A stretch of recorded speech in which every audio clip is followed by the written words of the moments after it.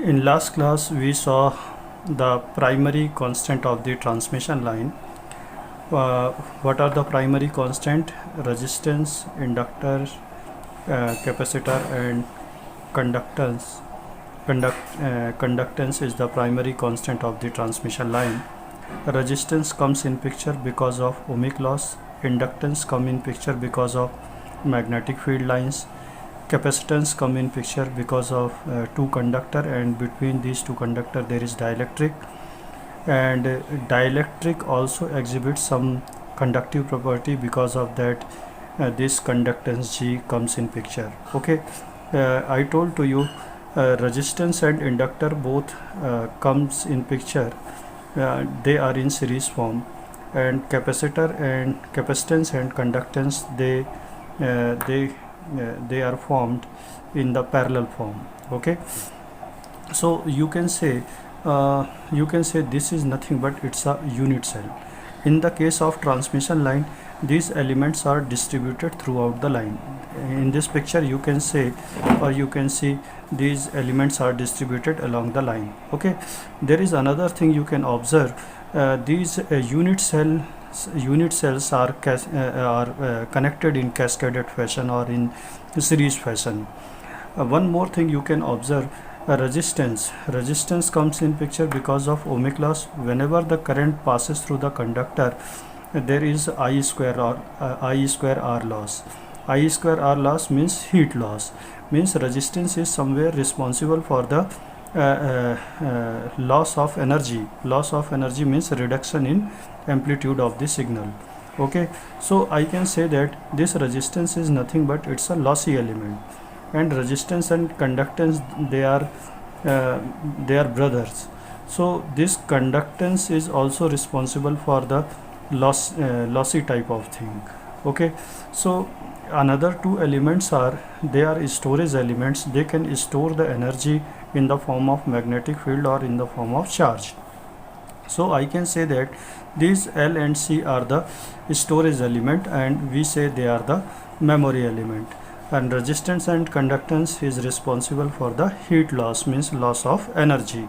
So this is nothing but it is the circuit model of the transmission line.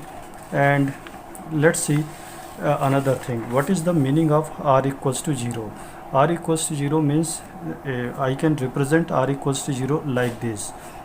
Like this means it is short circuited. What do you mean by conductance is equal to 0? The relation between conductance and resistance is like that. So if you put the value of conductance 0 here, you will get R equals to infinite. If conductance is 0 means resistance is open circuited. Let's see what is the condition of lossless transmission line. I told to you resistance and conductance both are responsible for the heat loss.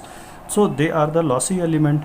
If value of lossy elements are 0, means your transmission line will be loss free or lossless transmission line. Okay, what will happen if resistance is 0?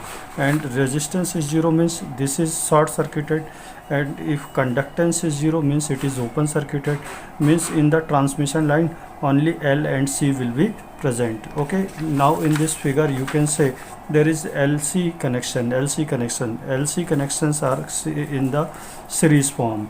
So LC connection is nothing but it's a resonant type of circuit. So I can say that this is nothing but it is the example of resonant transmission line. In next thing you can see, if transmission line is excited by DC. Excited by DC means what is the frequency of DC? The frequency of DC is nothing but 0. So what will happen if it is connected with this DC inductor? What will happen with inductor if DC is applied? Then value of XL you have studied in the case of electrical circuit. XL is given by omega into L. If you put omega equals to 0, then XL will be 0. XL will be 0 means if the value of resistance is 0 means it is short circuited, means the inductor is short circuited. Value of XC is given by 1 over omega C. If you put omega here, then XC is infinite, means infinite type of thing means if value of resistance is infinite, it means that it is open circuited.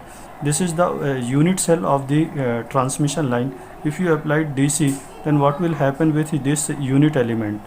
Okay, so your inductor is short, your conductance will be your capacitor will be open circuited. Then what will happen? You will see this type of circuit. In this circuit you can observe that your resistance and conductance both are the lossy elements. They are responsible for the heat loss. Means if you apply the DC on the transmission line, then it will become like a lossy type of network. Okay, let's take another situation. You have applied DC as well as lossless transmission line. If you apply DC, then you will get such kind of situation. If you apply the condition of lossless transmission line, then value of R is equal to 0 means it is short circuited. Value of G is equal to 0 means it is open circuited. Means circuit will look like that. It looks like a simple wire. Okay, so this is all about the lossless transmission line and lossy transmission line. Now see classification of the transmission line. On the basis of frequency, I have classified the transmission line into three parts. One is low frequency line, medium frequency line, and high frequency line. If frequency of operation, if applied frequency is 50 to 60 hertz, then it is in the category of low frequency line. Means power lines are the example of low frequency line. What is medium frequency line?